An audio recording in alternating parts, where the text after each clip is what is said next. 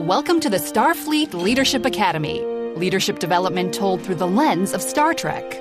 Your host, Jeff Akin, is a 20-year veteran of the public and private sectors in management and leadership. He specializes in helping people unlock their true potential and is a huge Star Trek fan. And now, here's your host, Jeff Akin.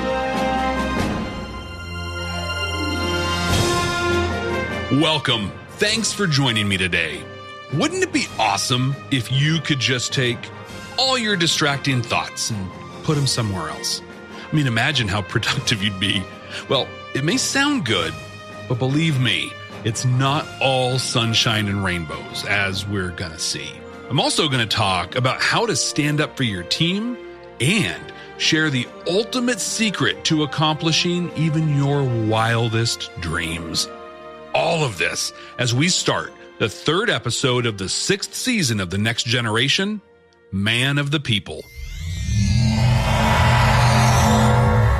The Enterprise is called in to help a transport.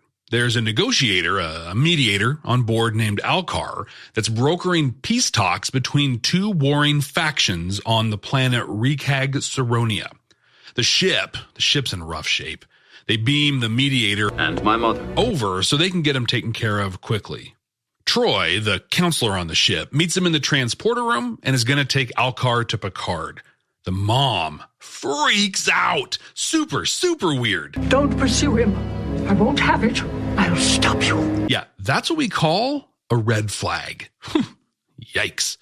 After a confer with Starfleet Command, it's decided that the Enterprise will take Alcar to the planet for the peace talks. Alcar is all the things you would want in a mediator. He's calm, cool, collected.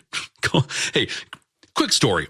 When I was in, I think, 3rd grade, we had a new principal at my school. The previous one was a young guy, kind of fun, I guess. I mean, I was like 7 or something, so I don't really remember him. But this new guy, he wasn't really that fun. I'm pretty sure this was his last stint before retirement. I mean, I'm sure he was fine. You know, I don't have any bad memories of him or anything like that, but he was just, I don't know, pretty stodgy, pretty formal guy, especially for a grade school in suburban Oregon. Well, back in the day, we started each morning with announcements over the intercom. Good morning, boys and girls. And he read them. He ended every set of announcements with, "And have a calm, cool, and collected day." Like, what does that even mean? Full disclosure, I mean, I was still trying to nail getting my shoes tied at this point. So I guess I just wasn't really into vocabulary like this. I mean, I get it now. And honestly, what a perfect little prayer to start every day with, not to mention a day at an elementary school. Still, I said that earlier. It totally took me back to 3rd grade. All right, here we go. We'll get back to the episode. And here it is. It's Klingon Tai Chi. Worf is teaching a class of a bunch of random crew and Deanna Troi. Alcar is also there, and he and Troi are really hitting it off. She knows what a tough job he's got in front of him. You're going to need all your patience in Saronia. We learn that his race is empathic. They can feel other people's feelings, but only within their own species. Troi, as a betazoid, is empathic with most everyone, but his race is limited. He talks about just how invaluable she must be in negotiations with that skill and asks her to join him. Would you come with me when we reach Saronia? She agrees, pending the okay from the captain. Riker and Troi are called to Alcar's quarters. His mother has died. Troi shows a lot of really great compassion here. Alcar, is there anything I can do? She agrees to participate in a funeral meditation with him. They do some chanting and then touch some sparkly rocks together. Immediately, Troi can feel that something isn't right. Something has definitely changed. We start seeing some severe behavior, even appearance changes in Troi. She's dressing a lot more provocatively and is kind of aging. She even becomes aggressively sexual with Alcar, who just outright refuses her. But our relationship can't be like that. And she is furious about that. Dr. Crusher is trying to figure out why Alcar's mom died, but can't find anything other than an abnormal amount of neurotransmitters in her brain. She wants to do an autopsy, but Alcar has adamantly said no. It's forbidden by his culture's customs, and Picard tells her they need to respect that. And Crusher understands. Troi's behavior just continues to decline. Riker tries to finish some work they'd started with her, and he walks in on just some random ensign getting dressed in her quarters. As he leaves, Troi ominously says, If there's anything else I need, I know where to find you. Wow. Yeah, she must have studied at the Weinstein Institute of Relationships. Yikes. Well, they arrive at the planet. Alcar's team joins him, and they say that hostilities are really ramping up. Picard dives in, does what he does best, and he's going to help with their strategic planning. They end up agreeing on an approach that will continue the talks, but things are rough down there. Thousands of people are dying every day. We get a rare scene of Troi actually doing her job as the crew's counselor. She's in a session with Ensign Janeway. Thank you very much, Sigmund Freud. Nah, just got a minor Oedipal complex. This is so bad and so wildly inappropriate what she does here, but I'd be lying if I said I didn't actually laugh out loud when she dropped this. Well, maybe he's just tired of hearing you complain. I know I'm certainly tired of it. Wow. I mean, yeah, like, she's not totally wrong, but she's a therapist. This is totally not okay. But it's such a perfect scene that shows the change happening in Counselor Troi. Her decline just keeps going, keeps continuing. She pulls a near assault on Riker and has a very public freakout on Alcar in 10 forward. Alcar and his team, they're preparing to head back to the planet to kick off the talks. He tries to say goodbye to Troi, and when he does, wow, she looks like she's in her 60s at this point, and she is not happy at all. You said you'd take me with you. He says that's just not going to be possible in her current condition, but he emphasizes that she's helping him already. I need you more than you can possibly realize. Do you understand? Dr. Crusher ends up getting Troi to sickbay. Nurse Ogawa sees that her neurotransmitters match what happened to Alcar's mom. Based on this and the apparent danger to Troi, Picard okays Crusher to autopsy the mom. And wow, does she learn some stuff. Not only was she only about 30 years old, despite appearing to be in her 90s, but she was definitely not his mother. You are not His mother. Picard immediately heads down to the planet to confront Alcar. Still, he's so calm, cool, and collected. He just explains straight up, here's what's going on. I had the ability to channel my darker thoughts, my unwanted emotions to others, leaving me unencumbered. And he makes the needs of the many outweigh the needs of the few argument. But Picard pushes back. He calls this a wantonly immoral act. He calls Alcar a coward for taking the easy way out. Alcar's team stands up. They remove Alcar away, and then Picard has no choice but to return to the ship. They come up with a plan to help free Troi, even without Alcar's help. And Deanna has to die. Crusher thinks they can make Deanna die. She's confident that she'll be able to revive her within 30 minutes and that'll break the link they share. They'll just need to intercede and stop Alcar from using a member of his team as a new receptacle. Well, down on the planet, it's a huge success. The era of bloodshed and conflict appears to be over. But as they're congratulating each other, he collapses. He knows that something's wrong. He returns to the ship, immediately comes to visit Troi in sickbay. Death occurred at 14:30 hours from respiratory and renal failure. Alcar says that this was a tragic loss, but he says her death had a purpose, and Picard picks right up where he left off. I intend to make certain that you answer for what you have done. Alcar returns to his quarters, starts the funeral meditation with a member of his team. She's eager to help. I mean, Alcar's a hero, you know? They time it down to the very last second.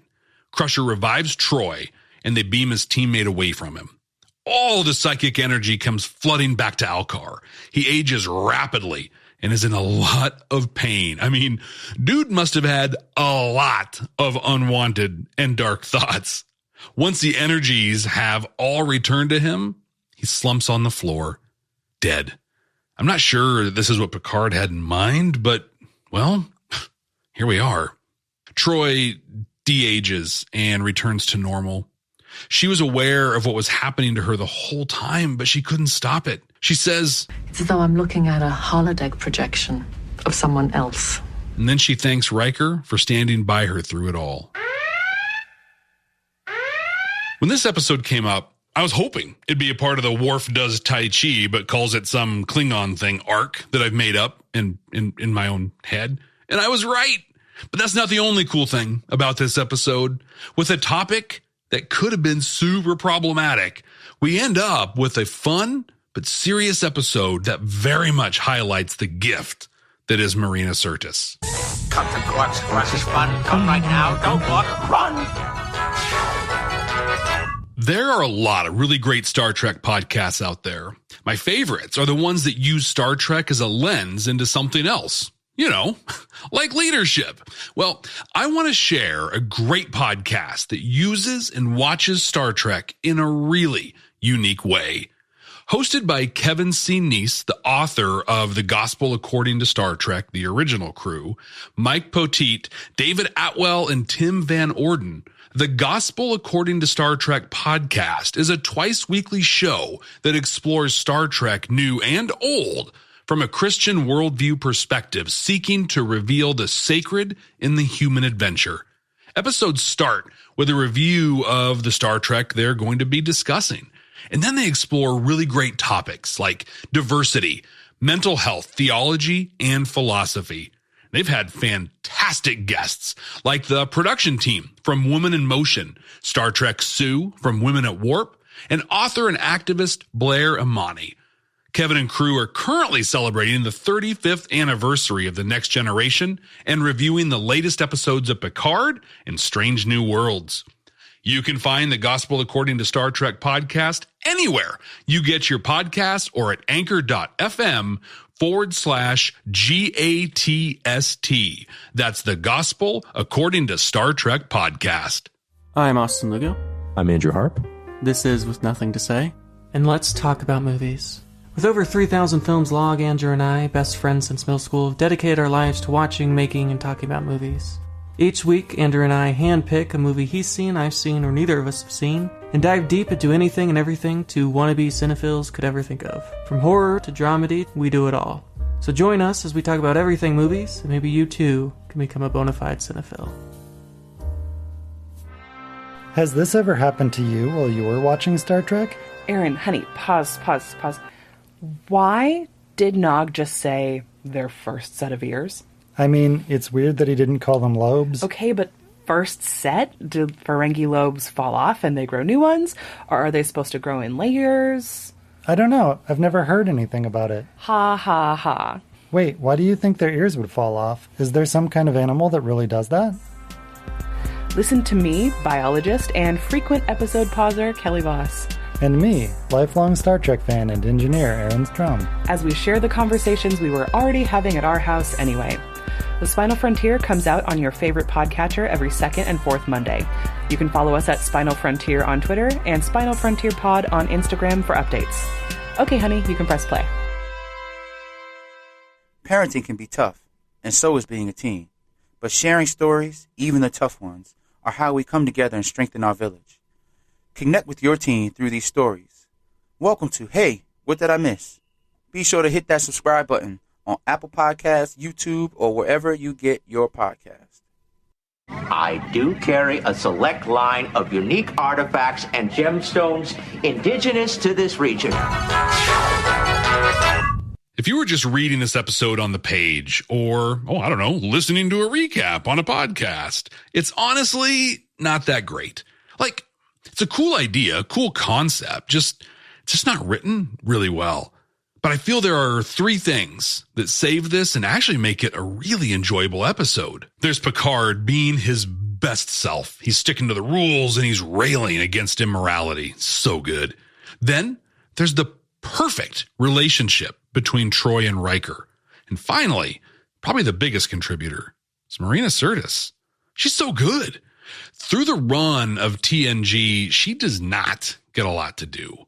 but every time she does get something, she's incredible. The Romulans use an artificial quantum singularity as their power source.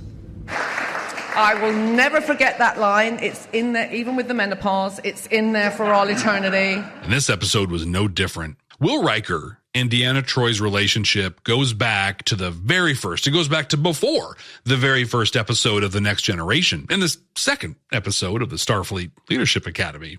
They call each other Imzadi, which is Betazoid for beloved. But I think deeper than that. And we see this play out a bunch of times in the series. What's so cool about their relationship is, like, they just want the other to be happy. They really, truly want the best for each other. We saw this back when we watched The Price. You know, the one with Lloyd Braun. Serenity now, insanity later. And we see it here, too.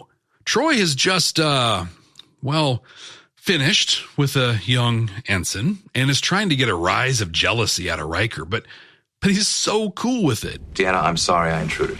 I mean, we should all dream of having the kind of relationship these two have. It's so great. Marina Sirtis really got to stretch beyond her character in this episode. It looks like she was having fun with it and really feeling this insecure but sexually powerful person. They had a lot of different costumes for her, and the wigs did a lot to help tell the story too.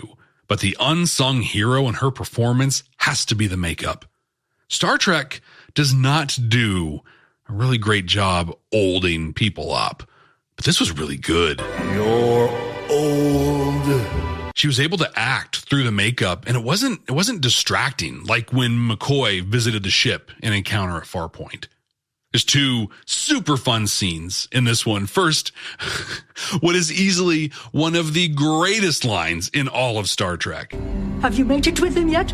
Now, I don't know if she said mated or made it, but either way, this is great. Alcar's fake mom was living just this horrible, jealous life. But this gem, I don't know, kind of makes it all okay for me. And do we have a canonical connection to Voyager in this episode? Counseling session with Ensign Janeway. I mean, we see it's not Catherine Janeway, but is she maybe related? Yeah, I'm going to go ahead. I'm going to pretend that she is. Why not? Can't help but feel bad for her, though. She was the victim in one of my rare spit take moments in Star Trek. I couldn't believe that Troi said that stuff to her, but it was the absolute perfect scene to show just how much she'd changed. If you haven't watched this one in a while, or even at all, I think you should. If you let it be just what it is, you don't focus too much on the writing, it's a great watch. Command codes verified. Standing up for your team.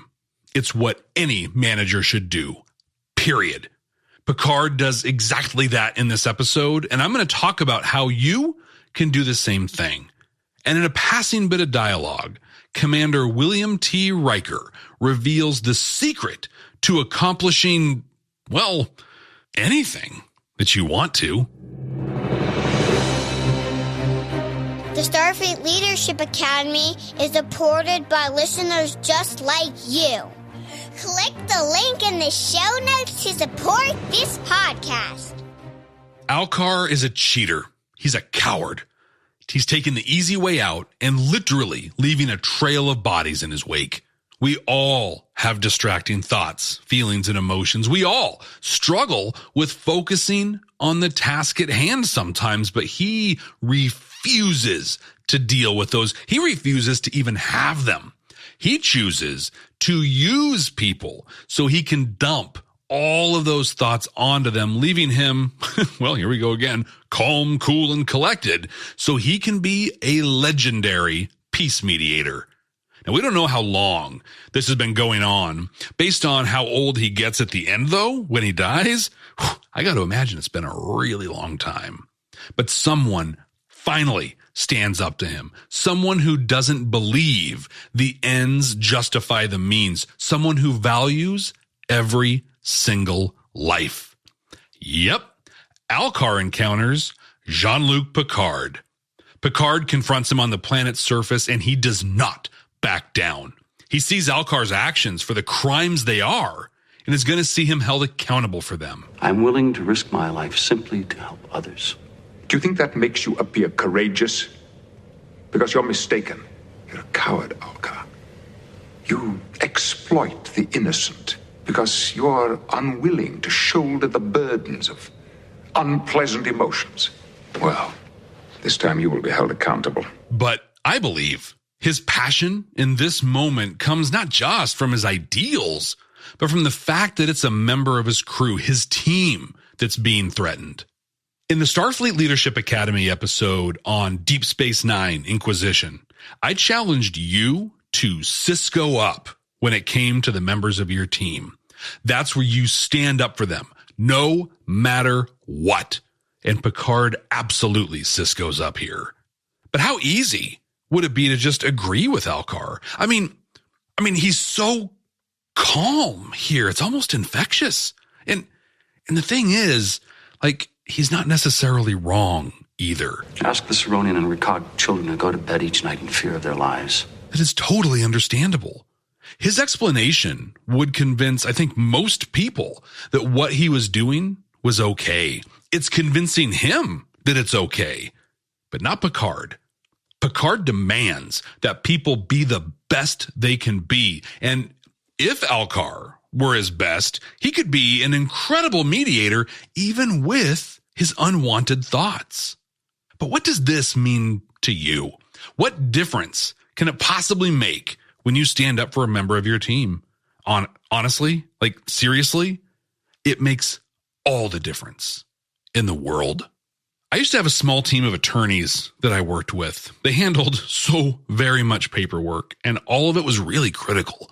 You see, in most of the civilized world, people have these things called rights, and even things that seem mundane, like handling paperwork, can have a direct impact on those rights. So this team had a vitally important task in front of them every single day. But their work also had what I call convenience impacts. They may not seem like a big deal. They're not necessarily violating your rights, but they sure seem like a big deal when you're the one having them. If you're starting a business, for example, and you have to get some paperwork in front of a judge for their signature. So I'm here. You don't want to wait any longer than you have to, right? I mean, it's really inconvenient to have to wait. Sometimes, though, it can be more than just inconvenient. You may have investors that are waiting on something, or you need to start a lease. You have some sort of financial output that you need to make that's waiting on all of this. Now, I bring this up because one of the attorneys I worked with, well, they screwed up. They misfiled a thing that delayed some paperwork by almost 6 months. And that ended up costing our customer one of their key investors. Not good. Needless to say, this guy was over the moon mad. He wanted blood, and he wanted it to be that person's.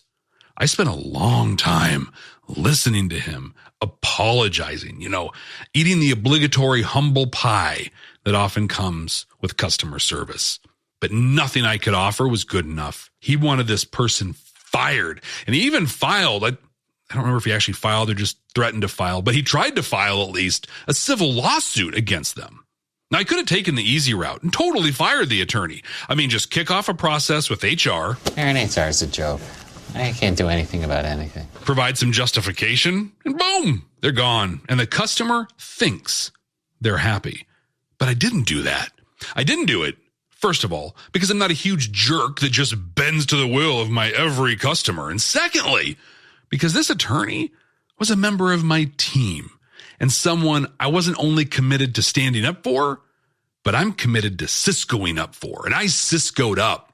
I told the customer I would not be firing this person. I was still apologetic. I totally owned the mistake. And to be very clear, I owned the mistake. I didn't put it on my teammate. I'm sorry, sir, that I allowed this to happen. I mean, this has to be terrible. I can assure you that we're taking every possible precaution that this won't happen again. Some of those precautions include blah, blah, blah. It's stuff like that. I never so much as mentioned the person who actually made the mistake. As the leader, as the person who decided to Cisco up, this is on me. At least to the customer. The other side to the story, the one the customer never saw and never knew happened, is that I met with that person and I told them exactly what had happened and how I stepped up for them. They made a real mistake and it had a real impact. They weren't going to just watch that pass by with no impact. I told them face to face that I stood up for them and that I would continue to stand up for them. But they could never put me in that position again. Two cool things came out of this story. First, the attorney that messed up, after I told them that I would not be okay being put in that position again, not only came up with an idea, a process change that would all but eliminate the chances of missed filings, but they even did the work to implement that change. They 100% owned the solution. But secondly, we kept the customer. They were mad, understandably mad, but really, they just needed to be heard and treated with respect. I did both of those things, but I was sure that they'd leave us, but they didn't. I didn't work there for very long after this incident. Maybe just a few more months actually. So I don't know what it was that encouraged them to stay, but I like to think that they respected me. They respected us for not treating our employees like human garbage, like receptacles, but still committing to make things right. When the attorney had the idea to change processes to help be sure this didn't happen again, they spent a chunk of time researching options and ideas. They came close to the ever-present danger of paralysis by analysis.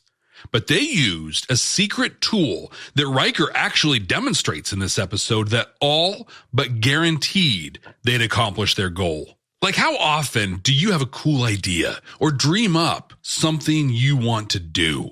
Maybe it's changing a process at work, like my buddy. Maybe it's exercising more. Maybe it's starting a podcast. There's so much to do, though, before you can actually do any of these things, right? I would gladly pay you Tuesday for a hamburger today. Like, what exercises are you going to actually do? How many days a week are you going to work out? What mic are you going to use on your podcast? And where are you going to host it? I mean, you really need to do a lot to prepare, right? I mean, do you really? In this episode, before Troi slips to the dark side, she and Riker have a big, boring job in front of them, and she doesn't want to do it.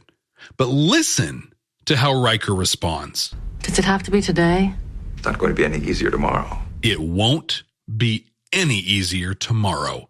Riker's ultimate advice here, and the secret to accomplishing what you want to is, now are you ready for this? I mean, you really should write this down. I mean, it's super complex. If you're driving while you're listening to this, note the time code. Here, I'll give you a second. There you go. Note that time code. So you can come back and break down this overwhelmingly difficult, complex concept. Okay, you ready? All right, here it is. Just start doing it. That's it. Start. You want to do a podcast? Just start doing a podcast. This was me. I've shared the story a number of times about why I started the Starfleet Leadership Academy, right? I was in a terrible meeting and finally I reached my breaking point. I said, I want meetings like Captain Kirk has meetings. Issue, discussion, decision, action. Then I went home and I watched Star Trek because that's what I do. And then boom, that's when the light came on. There is so much to learn from this incredible franchise. The part of the story I don't tell, though, is that meeting and that epiphany happened in 2017. I didn't release my first episode until 3 years later. 3 years. And why? Well, yeah, I mean, I had a lot to do, you know. I mean, I listened to a lot of podcasts to see what I liked, what I didn't. I learned about microphones and DAWs. I researched different hosting options. I mean, there was a lot of work to do, and I did all the work. And then finally, one of my friends asked me how my podcast was going, and I hadn't even hit record yet. And he asked me that question in 2019, 2 years, 2 years after I told him about the idea. And here's the thing. Those first episodes I released, wow, so much different from the ones today. I mean, there's still a ton of great stuff in there, but my show structure is off. The tone is inconsistent and the sound quality, well, it's not too bad, but it's not what it is today. But if you listen to this episode right here, right now, and then go back, download and listen to the Voyager Caretaker episode, wow, night and day. But that's all good, right? Here we are, 50 plus episodes into this. There are thousands of people that listen to the podcast. It's won awards, and I have so much fun doing it. And all I really had to do was start. So what are you waiting on? What is causing your paralysis by analysis? What big thing do you want to accomplish that you're going to start, and you're going to start right now? Please tell me. I'm dying to hear about it from you. I mean, who knows? The next great TV series or novel or piece of music could be listening to these words right now. But we'll never know unless you start. I'm serious. I want to hear what you're going to start. Maybe you can even meet your accountability buddy. You can share it in our discussion group that's linked in the show notes, or you can share it on social media at SFLA Podcast on Twitter and at Jeff T. Akin on Instagram and LinkedIn. That's Jeff T as in Tai Chi, Wharf style, Akin. I want to give a shout out to JT, who left a 5-star review on Apple Podcasts. JT says, Jeff Akin makes leadership a blast. I love how he uses Star Trek to teach really complex stuff. He's totally changed how I watch Star Trek and is an important part of my growth as a leader. Thanks, JT. And remember, if you haven't rated and reviewed the Starfleet Leadership Academy yet, do it on whatever podcatcher you're on. Go in, hit those stars, leave a review, take a screenshot, and send that to me on social media, and I will be more than happy to give you a shout out right here on the podcast. Now, computer, what are we going to watch next time? Working.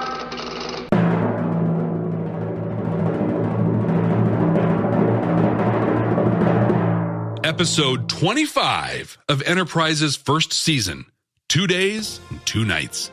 It's a shore leave episode that takes the crew to Risa.